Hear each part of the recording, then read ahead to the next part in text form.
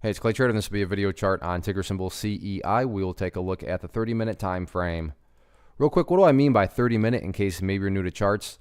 Instead of each one of these candlesticks here representing 1 day's worth of price action, which is what you would normally see, each one represents 30 minutes. So while this here may look like several days worth of time, it's actually just today's price action broken down into 30-minute time slices.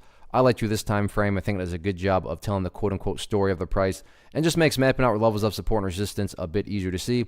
I don't mean to state the obvious, but I will anyways. An absolutely monster move today, not only from a price action perspective, but you look down here at the volume, and this is the most volume by far this chart has had in quite a while. So let's map out some levels of support, and then we can talk areas of resistance. The first level of support is what I would call the ideal level, meaning if you say, hey Clay, what would make this chart look the absolute best going forward? And that would be if this area right around here at 24 cents can continue to hold strong. I use the word continue very deliberately because when you look closely, you can see that several occasions today, the bears did try to press down below that level, but to give credit where credit's due, the bulls did a great job of holding strong. So if that can continue to happen, like I said, that would definitely be a huge sign of power. Now, don't get me wrong.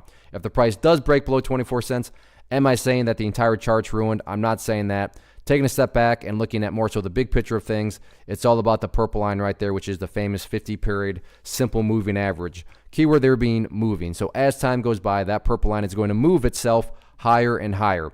And from the grand scope of things, big picture, as long as the price stays above that purple line, as the line itself moves itself higher and higher, then the overall chart is fully in the bull's favor.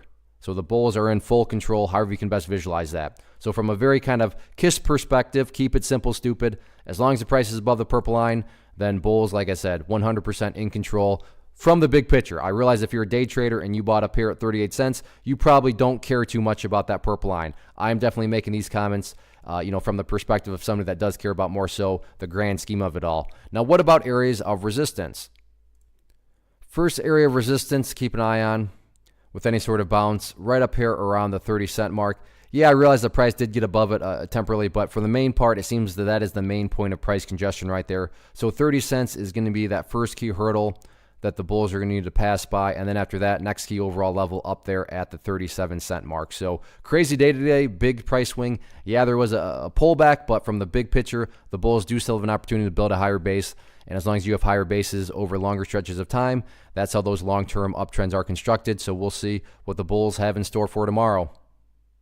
One of the biggest questions I get is, hey Clay, how do you find the stocks that you trade? So what I've done is put together a free resource guide where I talk about the tools that I use to locate stocks that I find interesting and think may have potential. So if that sounds like something that could add value to you as a trader, then click on the image that is up on the screen right now and I will email you the guide. The guide itself is very short and to the point, and best part, it's completely free.